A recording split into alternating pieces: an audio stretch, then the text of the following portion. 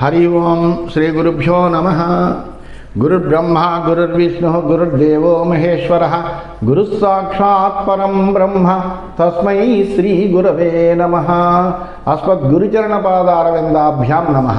నిన్నటి మన మహాభారత ప్రస్థానంలో భీష్ముడు చెప్పినటువంటి మాటలకు కోపించినటువంటి శిశుపాలుడు, అసలు నీవు ధర్మవర్తనుడు కాదయ్యా, నీకు ధర్మమే తెలవదు, నిన్ను అనుసరిస్తున్నటువంటి పాండవులు కూడా అధర్మవర్తనులు అవుతున్నారు, అంత ధర్మజ్ఞుడు ధర్మజ్ఞుడు ధర్మజ్ఞుడు అంటూ ధర్మరాజుని ఊరికే అందరూ కొలుస్తూ ఉంటారు, అటువంటి ధర్మరాజు కూడా నీ మాటలు వింటున్నాడు, ఇది చాలా ఆశ్చర్యంగా ఉందయ్యా అని ఆ భీష్ముడిని కూడా కృష్ణుడిని ఉపాలంబనం చేశాడు, భీష్ముడిని కూడా ఉపాలంబనం చేశాడు. ఇది అంతా వింటూ ఉంటే భీమసేనుడికి చాలా కోపం వచ్చింది.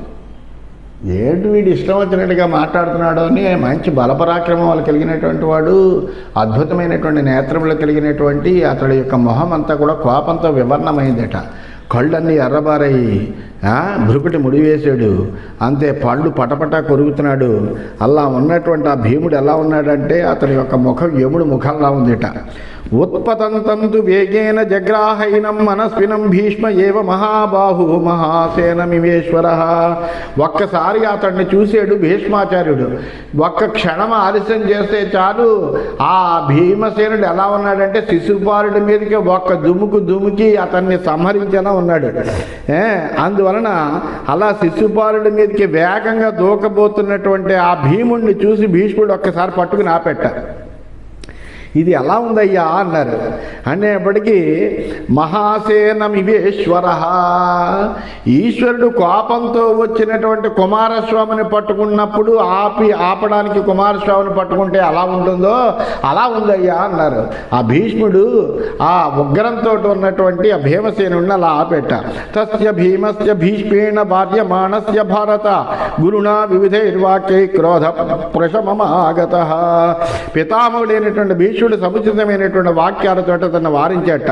నాయన నువ్వు కంగారు పడక, ఇదంతా అక్కడ పరమాత్ముడు ఉన్నాడు, శ్రీకృష్ణుడు ఆయన చూసుకుంటాడు, మనం ఏమీ చేయవలసినటువంటి అవసరం లేదయ్యా అన్నట్టుగా ఆ భీమసేనుడిని వారించేట. అప్పుడు ఆ భీష్మాచార్యుడు చెప్పడం వల్ల భీముడి యొక్క కోపం ఉపశమించిందిట. ఎందుకంటే నాతి చక్రామ భీష్మస్య సహి వాక్యవరిందమ సముద్రతో ఘనాపాయే వేలామివ మహోదది. సముద్రానికి చెలియలు కట్టలాగా వాళ్ళకి ఆ భీష్మాచార్యుడి యొక్క మాట అంటే అంత దాన్ని హద్దు మీరు ఎవ్వరూ ప్రవర్తించరు. ఆ కురువంశంలో ఉన్నటువంటి వాళ్ళందరూ కూడా భీష్ముడి యొక్క మాటని అతిక్రమించి ఉండరు. అందులో పాండవులు అస్సలు భీష్మాచార్యుడి యొక్క మాటను అతిక్రమించరు. అందువలన ఆ భీముడు ఆ భీష్ముడి మాటను అతిక్రమించలేకపోయేట. శిశుపాలస్తు సంక్రుద్ధే భీమసేనే జనాధిప నాకంబత తదా వీర పౌరుషేస్వే వ్యవస్థిత. కానీ శిశుపాలుడు మాత్రం భీముడు కోపానికి ఏమాత్రము చెలించకుండా తన పౌరుషం మీదనే అలా నిలబడ్డాట. ఉత్పతంతు వేగేన పునరరిందమ నసతం చింతయామాస సింహ క్రుద్ధో మృగం యథ. ఇంకా పైకి వస్తున్నటువంటి భీముని శిశుపాలుడు ఏమీ లెక్క చేయలేదట. ఇది క్రుద్ధమైనటువంటి సింహం మృగాన్ని లెక్క చేయనట్టుగా ఉంది. అంటే సింహం ఎప్పుడు కూడా మృగాన్ని ఏ విధంగా లెక్క చేయదో అలా భీముడు పెద్ద ఏమిట్లే అనుకున్నాడు ఆ శిశుపాలుడు. ప్రహసంచాబ్రవీద్వాక్యం చేది రాజ ప్రతాపం భీమసేనం అభిక్రుద్ధం దృష్ట్వా భీమ పరాక్రమం. ప్రతాపశాలి అయినటువంటి శిశుపాలుడు క్రోధంతో ఊగుతున్నటువంటి పరాక్రమశాలి అయినటువంటి భీముని చూసి నవ్వుతూ ఈ విధంగా అన్నట్ట. ముంచైనం భీష్మ పశ్యంతు యావదేవం నరాధిపాహ మత్ప్రభావ నిర్దగ్ధం పతంగమే బహ్నినా. భీష్మ వాడిని పట్టుకుంటాం ఎందుక, భీమసేనుడిని వదిలిపెట్టు, ఏమవుతాడు పెద్ద, ఇతడు మహా నా మీద పడితే అగ్నిని చూసి ఆ మిడత ఏ విధంగా అయితే ఆ జ్వాలకి అభిముఖంగా వెళ్ళి అందులో పడి నాశనం అయిపోతుందో అలా నా ప్రభావంతో భస్మైపోతాడు, దాన్ని రాజులందరూ కూడా చూస్తారు, అందువల్ల భీమసేనుడిని వదిలిపెట్టు, నాకేమీ భీమసేనుడు అంటే భయం ఏం లేదు, వదిలిపెట్టు, నువ్వేం పట్టుకోకు అని భీష్మాచార్యుడి చోట అన్నట్ట. తతశ్చేధిపతేర్వాక్యం శ్రుత్వా తత్కురు సత్తమ భీమసేనమువాచేదం భీష్మో మతిమత అంబరః. ఆ శిశుపాలుడి యొక్క మాటలు విని ప్రజ్ఞావంతుడైనటువంటి భీష్ముడి మటుకు భీముడితోటి ఈ విధంగా మాట్లాడేట. నాయనా నువ్వు అతని మాటలకేం చెల్లించకంటూ అతనికి హితాన్ని ఉపదేశించబోతున్నాడు. ఇది శ్రీమన్ మహాభారతే సభాపర్వణి శిశుపాల వధ పర్వణి భీమక్రోధే 24 ఈ విధంగా శ్రీమన్ మహాభారతంలో సభాపర్వంలో శిశుపాల వధ పర్వం అనేటువంటి ఉపపర్వంలో భీముడి యొక్క క్రోధం అనేటువంటి 42వ అధ్యాయం పూర్తయింది. 43వ అధ్యాయంలోకి మనం ప్రవేశించాం. భీష్మ ఉవాచ, భీష్ముడు చెబుతున్నాడు భీముడితోటి, చేదిరాజకులే జాత త్రక్షయేష చతుర్భుజ రాసభారా వసదృశం రరాస చననాదచ.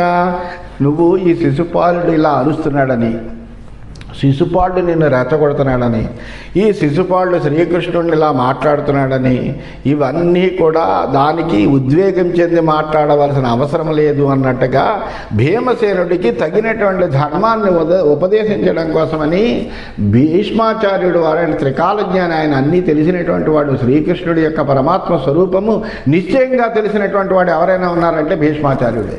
అందువలన ఆయన అనేక మార్లు పాండవులకి ఈ విషయాలను ఉపదేశించాడు కూడా, ఇప్పుడు కూడా అదే విషయాన్ని ఉపదేశించాడు. అందువలన ఆ భీష్మాచార్యుడు భీమసేనుడితోటి శిశుపాలుడి యొక్క జన్మ వృత్తాంతాన్ని చెబుతున్నాడు. చేది వంశంలో పుట్టాడయ్యా ఈ శిశుపాలుడు, ఎవరనుకుంటున్నావు? చేది వంశంలో పుట్టినటువంటి వాడు. వీడు పుట్టినప్పుడు ఎలా పుట్టాడంటే 3 కళ్ళతో పుట్టాడు, 4 చేతులతో పుట్టాడు. పుట్టిన వెంటనే ఎలా గాడి తెరిచినట్టుగా అరిచాడు వీడు. అటువంటి విధంగా వీడి యొక్క జన్మ కలిగింది. తేనాస్య మాతాపితరో త్రేసదుస్తౌ సబాంధవో వైకృతం తస్థితౌ దృష్ట్వా త్యాగాయ అకురుతాం మతిం. దాన్ని చూసినటువంటి తల్లిదండ్రులు ఆశ్చర్యపోయారు. ఎందుకంటే ఏదో మంచి పుత్రుడు పుడితే పర్వాలే కానీ 3 కళ్ళతో ఉన్నాడు, 4 బాహువులతో ఉన్నాడు, గాడిదలా అరుస్తున్నాడు. ఈ వికార రూపాన్ని చూశారు. చూసి తల్లిదండ్రులు ఏమనుకున్నారంటే వీడిని విడిచిపెట్టేద్దాం అనుకున్నారు. అసలు ఈ కుర్రవాడిని పుట్టిన వెంటనే విడిచిపెట్టేద్దామని అనుకున్నారు వాళ్ళు. అలా అనుకున్నటువంటి వాళ్ళని తతస్సభార్యం నృపతిం సామాత్యం సపురోహితం చింత సమ్మూఢ హృదయం వాగ్ ఉవాచ అశరీరిణి. వెంటనే అలా విడిచిపెట్టేద్దాం, ఇలాంటి పుత్రుడిని మనం పెంచలేము, మనం వీరిని మనతోటి ఉంచుకోలేము అనేటువంటి ఉద్దేశంలో తల్లిదండ్రులే తమకు పుట్టినటువంటి పిల్లవాడిని వదిలేద్దాం అనుకునేటువంటి సమయంలో అక్కడ ఉండేటువంటి అమాత్యులు పురోహితులు వీళ్ళందరూ కూడా కలిసి ఉండి బాధపడుతున్నటువంటి తరుణంలో ఆ రాజుతోటి అశరీరవాణి విధంగా చెప్పింది. ఏషతే నృపతే పుత్ర శ్రీమాన్ జాతో బలాధిక తస్మాత్ అస్మాన్నభేతవ్యం అభ్యగ్ర పాహి వైశిషుం. రాజా, ఈ పుత్రుడు ఉన్నాడు చూసావా, నీ పుత్రుడు చాలా శ్రీమంతుడవుతాడయ్యా, మంచి బలవంతుడు కూడాను. అందుచేత నువ్వేమీ భయపడవలసిన అవసరం లేదు, నువ్వు శ్రద్ధగా ఈ శిశువుని రక్షించుకో, అంతేకాని శిశువుని వదిలిపెట్టకు అని ఆ రాజుకి అశరీరవాణి చెప్పింది. చెబుతూ ఇంకా చెబుతుంది, నచవై తస్య మృత్యుర్వై నకాల ప్రత్యుపస్థిత మృత్యుర్హంతాశ శస్త్రేణ నచోత్పన్నో నరాధిప. అంతేకాదు, ఇతడిని వదిలిపెడదామని నువ్వు అనుకుంటున్నావు, ఇతడికి ఇప్పట్లో మృత్యు అనేటువంటిది లేదయ్యా, ఇతడికి మృత్యువు కాలం కూడా దాపురించలేదు ఇంకాను. అలాగే వీడిని ఏ విధమైనటువంటి ఆయుధంతో చంపేటువంటి వాడు కూడా వీడిని చంపగలిగేటువంటి వాళ్ళు ఇతరులు ఎవరు లేరు. తన శస్త్రంతో వీడిని చంపేటువంటి వాడు మటుకు ఇప్పటికి పుట్టి ఉన్నాడు, ఒకడు పుట్టి ఉన్నాడు. సంసృత్య ఉదాహృతం వాక్యం భూతం అంతరీతం తత పుత్ర స్నేహాభిసంతప్త జనని వాక్యం అబ్రవీత్ అని అశరీరవాణి ఆ విధంగా అంత మాత్రమే చెప్పినట్ట. వీడు చాలా బలవంతుడు అవుతాడు, శ్రీమంతుడు అవుతాడు, మంచి కురబాడే, వీడిని పెంచుకో, అంతేగాని వదిలిపెట్టకు. ఎందుకంటే నువ్వు వదిలేసినప్పటికీ కూడా వీడికి మృత్యు కాలం ఇంకా అవలేదు, అందువలన వీడేమి చనిపోడు. అందువలన నువ్వు వీడిని వదలడం వల్ల ప్రయోజనము లేదు. అలాగే ఇతన్ని సంహరించగలిగినటువంటి వాడు ఒకడు ఉన్నాడు, అతడు మటుకి ఇప్పటికే పుట్టి ఉన్నాడు అని అశరీరవాణి చెప్పిందట. చెప్పేటప్పటికీ అదంతా కూడా తల్లి వింది. ఆ అశరీరవాణి చెప్పిన మాటలన్నీ విని పుత్రవాత్సల్యంతో దుఃఖపడుతూ ఈ విధంగా అందట. ఏనేదం ఈరితం వాక్యం మమ ఇతం తనయం ప్రతి ప్రాంజలిస్తం నమస్యామి బ్రవీతు స పునర్వచ యథా తథ్యేన భగవాన్ దేవో వా యది వేతర శ్రోతుమిచ్ఛామి పుత్రస్య కోస్య మృత్యుర్భవిష్యతి. అయితే నా పుత్రుడి గురించి ఇదంతా చెప్పినటువంటి ఓ అశరీరవాణి నీకు చాలా నమస్కారము. అందువలన నువ్వు మళ్ళీ వాణిని పలకాలి. నువ్వు వీని మృత్యువుకు కారకుడు ఎవరో, అతడు దేవుడైనప్పటికీ కూడా ఇతరులైన ఎవరైతే ఉన్నారో, అంటే నా పుత్రుడు ఎవరి చేతుల్లో అయితే మరణిస్తారో వాని గురించి నువ్వు చెప్పాలి మహాప్రభు అంటూ నమస్కరించి అడిగిందిట. అంతర్భూతం తతోభూతం ఉపాచేదం పునర్వచ యస్యోసంగే గృహీతస్య భుజావభ్యధికావుభౌ పదిష్యతః క్షితితలే పంచశీర్షా వివోరగో తృతీయమేతద్బాలస్య లలాటస్థులోచనం నిమధ్యిష్యతి యం దృష్ట్వా సోస్య మృత్యుర్భవిష్యతి. అప్పుడు ఆ భూతం మళ్ళీ ఇలా చెప్పిందట, అశరీరవాణి విధంగా చెప్పిందట, అమ్మా వీడిని ఎవరైతే ఎత్తుకుంటారో, వీడిని ఎవరు ఎత్తుకున్నప్పుడైతే వీడికి అదనంగా వచ్చినటువంటి 2 బాహువులు పోతాయో, అట్లాగే వీడిని ఎత్తుకున్నప్పుడు ఎవరైతే వీడికి వచ్చినటువంటి 3వ కన్ను, లలాటంలో ఉండేటువంటి 3వ కన్ను కూడా పోతుందో అతడే వీడికి మృత్యువు, అతడి చేతుల్లోనే వీడు చంపబడతాడు. అందువలన అంతే తప్ప మరొకరి చేతిలో వీడు సంహరింపబడడు అని చెప్పింది.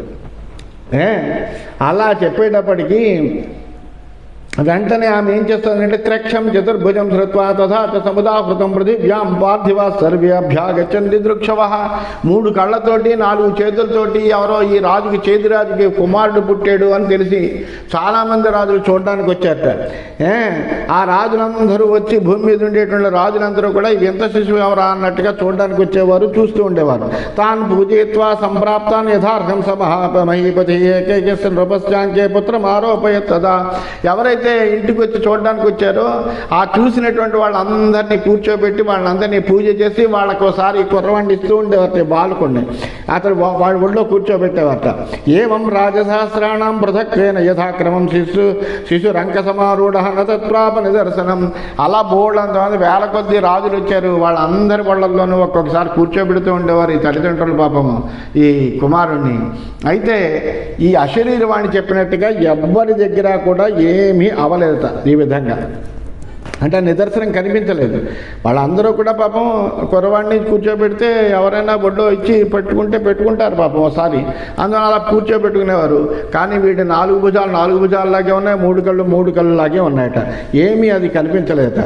ఏతదేవతు సంసృత్య ద్వారా వచ్చాం మహాబలో తతశ్చేదిపురం ప్రాప్తో సంకర్షణ జనార్దనౌ యాదవు యాదవీం ద్రష్టం స్వసారం తౌ పితుస్తదా. ఈ విషయమంతా విన్నటువంటి బలరామకృష్ణులు కూడా తమ మేనత్తే ఆమె, అందువల్ల ఆ మేనత్తను చూడడానికి ద్వారావతి నుండి చేదుపురానికి వచ్చారు. వచ్చిన తర్వాత అప్పుడు వెంటనే అభివాద్య యథాన్యాయం యథాశ్రేష్టం రూపం చేద్దాం కుశల అనామయం దృష్ట్వా విషణ్ణు రామకేశవు. బలరామకృష్ణులు ఇద్దరు కూడా వచ్చారు. వచ్చేటప్పటికి ఆ ధమఘోషుడు, ఆ రాజైనటువంటి చేదురాజు ఎవరయ్యా అంటే ధమఘోషుడు. ఆ ధమఘోషుని యొక్క పత్రి ఈమె ద్వారావతి. అందువలన అదే ఆమె వాళ్ళిద్దరినీ చూడటం కోసమని వచ్చినటువంటి ఈ బలరామకృష్ణులిద్దరికి నమస్కరించి వాళ్ళని కుశలం అడిగి వాళ్ళని ఆశీనులు చేశారు. బాబు కూర్చోండి అని అన్నారు. వాళ్ళకి కావలసినటువంటి అర్ఘ్యపాద్యాదులన్నీ కూడా ఇచ్చారు. ఆ విధంగా వాళ్ళకి చేయవలసినటువంటి ఉపచారాలన్నీ కూడా చేశారట. చేసిన తర్వాత సాభ్యత్యతౌ తదా వీరో ప్రీత్యా చాభ్యధికం తదా పుత్రం దామోదరో సంగే దేవి సన్యదదా స్వయం. ఆ మేనలుడిని చక్కగా ఆదరించింది ఆమె. శృతస్రవ ఆమె పేరు. అది ఆ దమఘోషుడి యొక్క భార్య పేరు శృతస్రవ. ఆ శృతస్రవ అనేటువంటి దమఘోషుడు శృతస్రవలకి పుట్టినటువంటి వాడు ఈ సునీధుడు అనేటువంటి పేరుతో ఉన్నటువంటి శిశుపాలుడు. ఆ శిశుపాలుడు అనేటువంటి ఈ కుర్రవాడిని తీసుకుని తమ మేనల్లుళ్ళిద్దరూ వచ్చారు. వచ్చేటప్పటికి వాళ్ళకి చక్కగా ఆదరణ చేసింది ఆమె. కూర్చోబెట్టి చక్కగా అర్ఘ్యపాద్యాదులన్నీ ఇచ్చింది. అంతేకనుక తన కుర్రవాడిని కూడా వాళ్ళకు కూడా అందరికీ ఇచ్చినట్టుగా వాళ్ళ ఒళ్ళో ఒకసారి కూర్చోబెడుతూ కృష్ణుడి ఒళ్ళో ఉంచిందిట. ఉంచేటప్పటికి న్యస్త మాత్రస్య తస్యాంకే భుజావ అభ్యధికావభోపేతు సత్యనైనం న్యమజ్జత లలాటజం. ఈ కృష్ణుడి ఒళ్ళో ఒక్కసారి కూర్చోబెట్టేటప్పటికి అతని యొక్క 4 చేతుల్లో 2 చేతులు పోయాయి, 2 చేతులు మిగిలే. లలాటం మీద ఉండే 3 కాళ్ళలో లలాటం మీద ఉండేటువంటి 3వ కన్ను పోయింది. అతడు మామూలు బాలుడుగా తయారయ్యేట. అంటే వికృతమైనటువంటి రూపం పోయి చక్కటి రూపం మామూలు రూపంగా వచ్చిందిట. వచ్చేటప్పటికీ ఒక్కసారి అలా కూర్చోబెట్టేటప్పటికి తదృష్ట్వా వ్యహిత త్రస్తా వరం కృష్ణమయా చదస్వమే వరం కృష్ణ భయాత్తాయా మహాభుజ. అయితే ఆమెకు తెలుసు కదా, అశరీరవాణి చెప్పింది, ఎవరి ఒళ్ళో అయితే కూర్చోబెట్టినప్పుడు ఇతని యొక్క మిగిలినటువంటి అదనంగా వచ్చిన 2 చేతులు, అదనంగా వచ్చినటువంటి ఒక కన్ను పోయి మామూలు బాలుడిగా తయారవుతాడో అతడే వీడికి మృత్యువు, అతడి చేతుల్లోనే ఇతడు మరణిస్తాడు అనేటువంటి విషయం అశరీరవాణి చెప్పింది. ఇప్పుడు ఈ కృష్ణుడి ఒళ్ళో కూర్చోబెట్టేటప్పటికి కాస్త అది నిజమైంది. నిజమయ్యేటప్పటికీ పాపం ఆ శృతశ్రవ చాలా భయపడింది. అయ్యో, ఈ కృష్ణుడి చేతుల్లోనా ఇతను మరణించేది అని చాలా భయపడినటువంటి భయార్త అయినటువంటిది ఒక్కసారి ఆ కృష్ణుడిని చూసి కోరిందిట. కృష్ణ అంటూ ఆయన్ని ప్రార్థించింది శ్రీకృష్ణుడు, నువ్వు నాకు ఒక వరం ఇవ్వాలయ్యా అని కోరిందిట. త్వం హ్యార్తానాం సమాశ్వాస భీతానాం అభయప్రద ఏవముక్తస్తత కృష్ణస్వబ్రవీత్యదు నందన. నువ్వు ఎవరైతే బాధపడుతూ ఉంటారో వాళ్ళ యొక్క బాధలన్నీ కూడా పోగొడతావయ్యా, ఆర్తిహరుడు నువ్వు. అలాగే ఎవరైతే భయపడుతూ నిన్ను ఆశ్రయిస్తారో వాళ్ళ యొక్క భయాన్ని పోగొట్టి వాళ్ళకి అభయాన్ని ఇస్తావయ్యా నువ్వు. అందువలన నాకు కూడా నువ్వు అభయాన్ని ఇవ్వాలయ్యా, నాకు వరాన్ని ఇవ్వాలి అంటూ ఆ కృష్ణుడి యొక్క పాదాల మీద పడి ఆమె కోరింది, నువ్వు తప్పనిసరిగా నాకు వరం ఇవ్వాలయ్యా కృష్ణ అనింది. అంటే అప్పుడు మా భయస్వం దేవి ధర్మజ్ఞే నమత్తోస్తి భయం తవ దదామి కంబరం కించకరవాణి పితృశ్వస.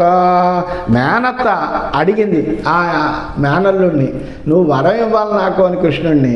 అత్త అడిగితే కనుక మేనల్లుడికి ఎంతో అభిమానం కలిగినటువంటి వాడు కదా, ఎందుకు కాదంటాడు. మామూలుగా వచ్చినటువంటి తన భక్తులందరికీ అనేకములైనటువంటి వరాల నుంచి రక్షించేటువంటి ఆ శ్రీకృష్ణుడు తన అత్తలా నేను బాధపడుతున్నానయ్యా, నాకు ఒక వరం ఇవ్వాలి అని అడిగితే ఎందుకు కాదంటాడు. అందువల్ల భయపడకమ్మా, నా వల్ల నీకు ఏ విధమైనటువంటి భయం లేదు, నీకేం వరం కావాలో కోరుకో, నేనేం చెయ్యాలో చెప్పు అని అడిగేట. శక్యం వా యది వా శక్యం కరిష్యామి వచస్తవయ ముక్తా తత కృష్ణం అబ్రవీద్యదు నందనం. నాకు శక్యమైనా కాకపోయినా నువ్వు అడుగుతున్నావు కాబట్టి నీ మాట నెరవేరుస్తాను అని ఆ కృష్ణుడు చెప్పేట. అలా చెప్పినటువంటి కృష్ణుడి మాట విని ఆమె కృష్ణుడితో ఈ విధంగా శిశుపాలస్య అపరాధాన్ క్షమా క్షమేథాస్వం మహాబల మాతృతే యదుషార్దూల విద్యేనం మే వరం ప్రభో. మహాప్రభో, ఈ శిశుపాలుడు నా పుత్రుడయ్యా, ఇతడు నీ పట్ల ఏ విధమైన అపచారాలు చేసినా, ఎటువంటి అపరాధాలు చేసినా నా కోసం నువ్వు క్షమించాలి, ఇదే నా వరం తెలుసుకో. అందువలన నువ్వు మటుకు వీడిని క్షమించాలి, అంతే తప్ప ఇతని మీద నువ్వు కోపం పెంచుకోకూడదు అని ఒక వరాన్ని కోరింత. కోరేటప్పటికప్పుడు శ్రీకృష్ణుడు చెబుతున్నాడు, అపరాధ శతంక్షామ్యం మయాహ్యస్య పితృశ్వస పుత్రస్య తే వదార్హస్య మాత్వం శోకే మన కృధాః. అత్త, నువ్వేం బాధపడకమ్మా, ఇతడు 100 అపరాధాలు చేసే వరకు క్షమిస్తాను, 100 అపరాధాలు చేసే వరకు కూడా ఇతని అపరాధాలన్నీ కూడా క్షమింపదగినటువంటివి అవుతావు. వధింపదగినటువంటి పుత్రుని కోసం నువ్వు మనసులో దుఃఖించకమ్మా, ఇతడి యొక్క 100 అపరాధాలని నేను క్షమిస్తాను అని చెప్పాడు. ఏవమేవ నృపపాప శిశుపాల సమందది త్వాం సమాహ్వయతే వీర గోవింద వరదర్పిత. ఇదయ్యా జరిగింది. అందువలన ఈ మందబుద్ధి అయినటువంటి శిశుపాలుడు గోవింద వరంతో గర్వించి నిన్ను యుద్ధాన్ని పిలుస్తున్నాడు, అంతకంటే ఏమీ లేదు అని ఆ శిశుపాలుడి యొక్క జన్మ వృత్తాంతము, అతను పుట్టినప్పుడు జరిగిన విషయాలు, ఆ అత్త కృష్ణుడిని కోరినటువంటి వరము, ఈ కృష్ణుడు ఇచ్చినటువంటి అభయము, ఈ విషయాలన్నీ కూడా ఆ శిశుపాలుడి యొక్క వృత్తాంతం అంతా కూడా భీష్మాచార్యులు వారు చెప్పారు. ఇది శ్రీమన్ మహాభారతే సభాపర్వణి శిశుపాల వధ పర్వణి శిశుపాల వృత్తాంత కథనే 43 ఈ విధంగా శ్రీమన్ మహాభారతంలో సభాపర్వంలో శిశుపాల వధ పర్వం అనేటువంటి ఉపపర్వంలో శిశుపాల వృత్తాంత కథనం అనేటువంటి 43వ అధ్యాయం అయింది. 44వ అధ్యాయంలోకి మనం ప్రవేశించేము. భీష్మ ఉవాచ, ఇంకా భీష్ముడు చెబుతున్నాడు, నైషాచేధిపతేర్బుద్ధి యయాత్వాహ్వయతే అచ్యుతం నూనమేష జగద్భర్తు కృష్ణశ్చైవ వినిశ్చయః. ఈ చేదిరాజు కృష్ణుణ్ణి ఆహ్వానించడం అనేటువంటిది నిజంగా వీడి బుద్ధి ఏం కాదు, ఇది తప్పనిసరిగా ఆ జగన్నాథుడైనటువంటి శ్రీకృష్ణుడి యొక్క ఆశయం. ఆ పరమాత్మ అలా చూస్తున్నాడు, వీడు 100 అపరాధాలు చేసే విధంగా వీడిని ప్రేరేపించిన తర్వాత వీడిని సంహరించాలి, ఈ విధంగా వీడి నాశనం జరగాలి. అందువల్ల పరమాత్మకి అన్ని తెలుసయ్యా. ఆ పరమాత్మ అందువల్ల వీడు అపరాధాలు చెయ్యాలి కాబట్టి ఈ అపరాధాలన్నీ కూడా చేయడానికి వీడిని విధంగా ప్రోత్సహిస్తున్నాడు. అందులో కృష్ణ ప్రేరితులై వీడు ఇలా మాట్లాడుతున్నాడు. కానీ ఇదంతా వీడి బుద్ధి అనుకోకు, వీడికి పోయే కాలం దాపరించింది కాబట్టి కృష్ణుడు వీడికి ఇటువంటి బుద్ధి కల్పించాడు. ఆ బుద్ధి కల్పించిన మూలాన్ని ఇలాగ మాట్లాడుతున్నాడు అని చెప్పాడు. కోహిమాం భీమసేనాధ్యాక్షత వర్హతి పార్థివ క్షేప్తం కాలపరీతాత్మ యథైష కులపాంసన. ఓ భీమసేన, నన్ను అధిక్షేపించడం కాలపరీత బుద్ధి అయి కులకలంకుడైనటువంటి వీడికే చెల్లింది. కానీ లేకపోతే నన్ను ఈ భూమి మీద మరో రాజు ఎవడైనా అధిక్షేపించగలడా అని భీమసేనుడితో భీష్ముడు చెబుతున్నాడు. లేకపోతే నన్ను భీష్ముడిని అసలు అధిక్షేపించగలిగినటువంటి వాడు ఎవడున్నాడు? కేవలము కౌరవులు పాండవులే కాదు, ఆ భూమి మీద ఉండేటువంటి అందరూ రాజులు కూడా భీష్ముడి యొక్క పరాక్రమాన్ని చవిచూసినటువంటి వాళ్ళే. అలాగే భీష్ముడి యొక్క ధర్మపరాయణత తెలిసినటువంటి వాళ్ళే. అలాగే భీష్ముడి యొక్క సత్యనిష్టత తెలిసినటువంటి వాళ్ళే. అందువలన అందరూ కూడా భీష్ముడిని గౌరవించే వాళ్ళే తప్ప భీష్ముడిని ఎవరు కూడా ధిక్కరించి మాట్లాడేటువంటి వాడు అసలు భూమి మీద ఎవడు లేడు. ఒక్క ఈ శిశుపాలుడు ఒక్కడే అలా మాట్లాడగలిగాడు. కారణం ఏమిటయ్యా అంటే అనేకమైన అపరాధాలు చెయ్యాలి వీడు. ఆ చేయడం కోసమని అతడు ఈ విధంగా మాట్లాడుతున్నాడు. వీడి యొక్క కాలం దాపురించింది కాబట్టి అంతకంటే ఏం లేదయ్యా, లేకపోతే నన్ను ధిక్కరించి ఎవడు మాట్లాడతాడు అని భీమసేనుడితో చెబుతున్నాడు. ఏ శక్యస్య మహాబాహు తేజోంసశ్చ హరే ధ్రువం తమేవ పునరాదాతుం ఇచ్చచ్యుత తదా విభు. ఈ శిశుపాలుడు ఎవరనుకుంటున్నావు? ఎవరో కాదు, నిశ్చయంగా శ్రీకృష్ణుడి యొక్క తేజోంశమే.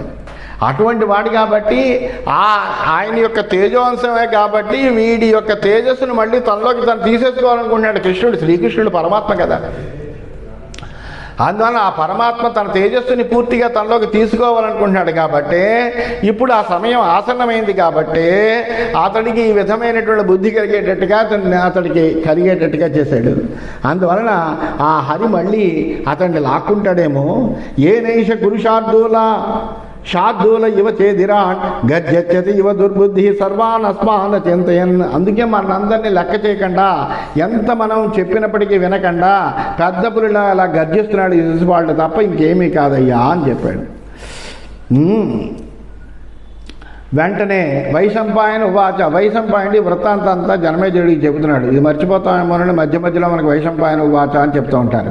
అందువలన ఆ వైశంపాయనుడు చెప్తున్నాడు, జనమేజయ మహారాజా తతో నమమృషే తైజ తద్భీష్మ వచనం దదా ఉవాచ చైనం సంక్రుద్ధ పునర్భీష్మ మధోత్తరం.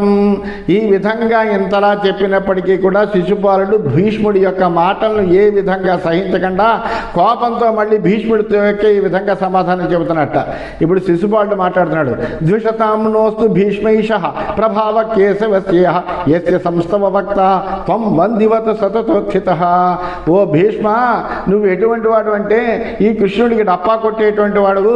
కేవలం కృష్ణుడు ఎక్కడుంటే అక్కడ చిడతలుచ్చుకుని భజన చేస్తూ ఉంటావు నువ్వు.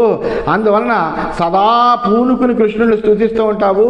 ఈ కృష్ణుడి ప్రభావం మా శత్రువుల మీద ఉండుగాక. మా మీద కాదు, ఈ కృష్ణుడి ప్రభావం మా శత్రువుల మీద ఉంటే ఉండుగాక.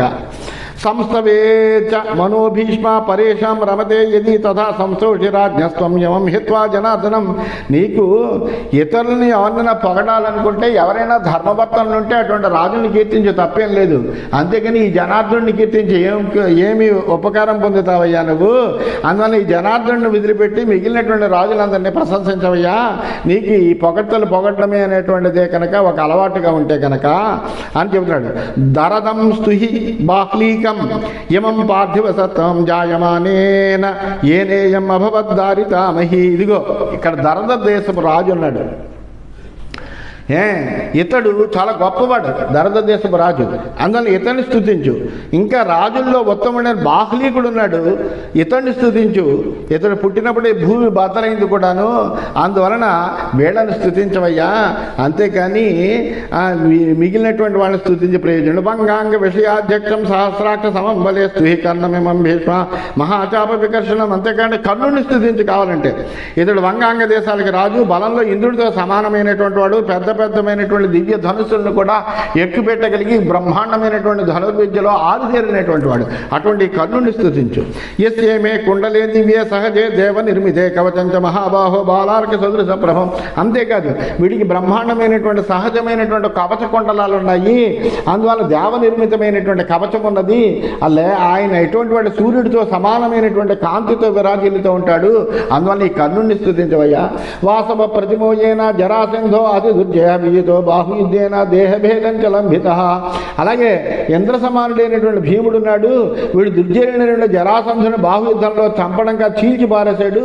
ఇంకా భీమసేనుని కూడా నువ్వు స్తుతించి పర్వాలే. అంతే ఇక్కడ కృష్ణుడిని స్తుతిస్తావు ఏంటంటున్నాడు. ద్రోణం ద్రౌణించ సాధుత్వం పితాపుత్రో మహారథో స్తుహి స్తుత్యా ఉభే భీష్మం సతతం ద్విజ సత్తము. అంతేకాదు తండ్రి కొడుకులు ఉన్నారు ఇక్కడ చక్కగా, ద్రోణుడును అశ్వత్థామ. అందువల్ల వీళ్ళిద్దరు కూడా మహారథులు. అలాంటి ద్రోణాశ్వత్థామలను పొగడవయ్యా. వాళ్ళిద్దరూ బ్రాహ్మణోత్తములు, చక్కటి అస్త్ర విద్య కలిగినటువంటి వాళ్ళు, గొప్ప పరాక్రమవంతులైనటువంటి వాళ్ళు, మహారథులైనటువంటి వాళ్ళు. వాళ్ళని పొగడు. యయోరన్యతరో భీష్మ సంక్రుద్ధ సచరాచరం యమాం వసుమతిం కుర్యా నిశ్శేషామితి మేమతి. వీళ్ళిద్దరిలో ద్రోణుడికి కానీ అశ్వత్థామ కానీ ఎవరికి కోపం వచ్చినప్పటికీ కూడా చరాచరమైనటువంటి ఈ భూమిని అంతటిని కూడా నాశనం చేయడానికి గల సామర్థ్యం ఉన్నటువంటి వాళ్ళు, అంత పరాక్రమవంతులైనటువంటి వాళ్ళు. అందువలన అటువంటి వీళ్ళని స్తుతించవయ్యా. ద్రోణస్య సమం యుద్ధే నపశ్యామి నరాశ్వత్థామ్న సమం భీష్మ నచస్తౌ స్తోతుమిచ్చసి. అలాగే ద్రోణుడితోటి సమానమైనటువంటి పరాక్రమం కలిగినటువంటి పృథ్వీ మీద అక్కడ నేను చూడను. అలాగే అశ్వత్థామతో సమానంగా యుద్ధం చేయగలిగినటువంటి రాజును కూడా నేను ఇంతవరకు చూడలేదు. అందువలన వాళ్ళిద్దరిని పొగిడిపోని అలాంటి వాళ్ళని పొగుడుతావు పొగడవు. ఈ కృష్ణుడిని ఒకటే భజన చేస్తూ ఉంటావు నువ్వు అంటున్నాడు. పృథివ్యాం సాగరాంతాయాం యో వై ప్రతిశమో భవేత్ దుర్యోధనంతం రాజేంద్రం అతిక్రమ్య మహాభుజం జయద్రథంచ రాజానం కృతాస్త్రం దృఢ విక్రమం ధ్రువం కిం పురుషాచార్యం లోకే ప్రహిత విక్రమం అతిక్రమ్య మహావీర్యం కిం ప్రశంసత కేశవం. అలాగే ఈ సాగర పర్యంతో భూమి మీద దుర్యోధనుడితో సమానమైన భుజపరాక్రమం కలిగినటువంటి వాడు దుర్యోధనుడు. అతని పేరే దుర్యోధనుడు. యుద్ధంలో అతన్ని జయించడం అనేటువంటిది చాలా కష్టమైనటువంటి విషయంట. అందువలన అటువంటి దుర్యోధనుడు ఆయన. అటువంటి ఆ దుర్యోధనుడితో సమానమైన భుజపరాక్రమం కలిగినటువంటి రాజు, ఉత్తమమైన రాజు ఎవడైనా ఉంటే చూపించు నాకు. అలాగే మంచి స్థిర పరాక్రమం కలిగినటువంటి సైంధవుడు ఉన్నాడు. ఆ సైంధవుడు. అలాగే కింపురుషులకు కూడా ఆచార్యుడు, ప్రసిద్ధ పరాక్రమం కలిగినటువంటి ద్రుముడు ఉన్నాడు. అలాగే అదేంటి వీళ్ళందరినీ ఇటువంటి ఇంత గొప్ప రాజులుంటే వాళ్ళందరినీ స్తుతించకుండా కేవలం ఈ కేశవుడికి భజన చేస్తావేటయ్యా. ఈ కేశవుడిని మాత్రమే ఎందుకు స్తుతిస్తున్నారు? వృద్ధంచ భారతాచార్యం తథా శారద్వతం కృపం అతిక్రమ్య మహావీర్యం కిం ప్రశంస కేశవం. వృద్ధుడు భరతవంశానికి గురువైనటువంటి కృపాచార్యుడు ఉన్నాడు. ఆయన్ని కూడా వదిలిపెట్టావు. వదిలిపెట్టి కేశవుడిని స్తుతిస్తున్నావు. ధనుర్ధరాణం ప్రవరం రుక్మిణిం పురుషోత్తమం అతిక్రమ్య మహావీర్యం కిం ప్రశంస కేశవం. ధనుర్ధారుల్లో పురుషుల్లో ఉత్తమపడైనట్లు మహాపరాక్రమవంతుడైనటువంటి రుక్మి ఉన్నాడు. ఆ రుక్మిని కూడా వదిలిపెట్టి కేశవుడిని ప్రశంసిస్తున్నాను. భీష్మకంచ మహావీర్యం దంతవక్రం భూమిపం భగదత్తం యోపకేతం జయసేనం చ మాగధం విరాట ద్రౌపదోచో భేషకునం చ బృహద్బలం నిందానువిందా భావంత్యౌ పాండ్యం శతమధోత్తరం శంఖం చ సుమహాభాగం వృషసేనం చ మానినం ఏకలవ్యం చ విక్రాంతం కాళింగం చ మహారథం. అలాగే మహాపరాక్రమశాలైనటువంటి భీష్మకుడున్నాడు. అలాగే మహారాజు అయినటువంటి దంతవక్తుడున్నాడు, భగదత్తుడున్నాడు, యోపకేతుడున్నాడు, జయసేనుడున్నాడు, మగధ రాజదేశైన సహదేవుడున్నాడు, విరాటుడున్నాడు, ద్రౌపదుడున్నాడు, శకునున్నాడు, బృహద్బలుడున్నాడు, అవంతిరాజులైనటువంటి వ్యందానవిందులు ఉన్నారు. పాండ్యరాజు ఉన్నాడు, శ్వేతుడున్నాడు, ఉత్తరుడున్నాడు, మహాభాగుడైనటువంటి శంఖుడున్నాడు, అభిమానవంతుడైనటువంటి వృషసేనుడున్నాడు, పరాక్రమశాలైనటువంటి ఏకలవ్యుడున్నాడు, మహారథుడు బలశాలి అయినటువంటి కళింగరాజు ఉన్నాడు. వీళ్ళందరినీ వదిలిపెట్టేసావు. వీళ్ళలో ఎవరిలోనూ కూడా నీకు గుణాలు కనిపించలేదు, ఈ కేశవుడిలో తప్ప. అందువల్ల కేశవుడిని నువ్వు స్తుతిస్తున్నావు అన్నాడు. శల్యాదీనపి కస్మాత్వం నష్టౌ శివసాదిపాన్ స్తవాయ యది తే బుద్ధి వర్తతే భీష్మ సర్వదా. నీకు పొగడాలనే కనుకుంటే భీష్మ, ఈ శల్యాదులైనటువంటి రాజులు ఉన్నారు కదా, వాళ్ళందరినీ స్తుతించు, వాళ్ళనేమి స్తుతించవే నువ్వు. కిం హి శక్యం మయా కర్తం యద్వృద్ధానాంతయా నృప పురా కథేతాంనోనం నశ్రుతం ధర్మవాదినం. ధర్మవేత్తలందరూ పూర్వం చెప్తూ ఉండగా నువ్వు వినలేదు కాబోలు, నేనేం చేయగలనయ్యా? వీళ్ళ పరాక్రమాలన్నీ పూర్వం అనేక మంది గానం చేశారు, గొప్ప గొప్ప పరాక్రమాలు కలిగినటువంటి వాళ్ళు. అటువంటి వీళ్ళందరినీ కూడా నువ్వు వదిలిపెట్టావు. ఆత్మనింద ఆత్మపూజాచ పరనింద పరస్తవ అనాచరిత మార్యాణం వృత్తమేత చతుర్విధం. ఆత్మనింద ఆత్మస్థుతి, పరనింద పరస్తవం, ఈ 4 పనులు సజ్జనులు చేయకూడదు. మనమే పొగుడుకోవడము, అలాగే మనం నిందించుకోవడం, కానీ అలాగే ఎవరిని పడితే వాడిని నిందించడము, ఎవరిని పడితే వాడిని స్తుతించడము, ఇలాంటి 4 పనులు కూడా సజ్జనులు ఎప్పుడు కూడా చెయ్యకూడదు, చేసి ఉండరు కూడాను. ఏది అస్తవ్యమిమం శశ్వత్ మోహా సంస్తోష భక్తిత కేశవం తచ్చతే భీష్మ నకస్థిత్ అనుమన్యతే. ఈ స్తుతింపరానటువంటి కేశవుణ్ణి నువ్వు మోహంతో భక్తితోటి స్తుతిస్తున్నావు భీష్మ. ఈ పని ఏ రాజు కూడా అనుమతించడు. కథం భోజస్య పురుషే వర్గపాలే దురాత్మని సమావేశేసే సర్వం జగత్ కేవల కామ్యయ్యా. ఈ దురాత్ముడైనటువంటి కృష్ణుడు కంసుడి సేవకుడయ్యా, అతడి గోవుల్ని రక్షించేవాడు కేవలము.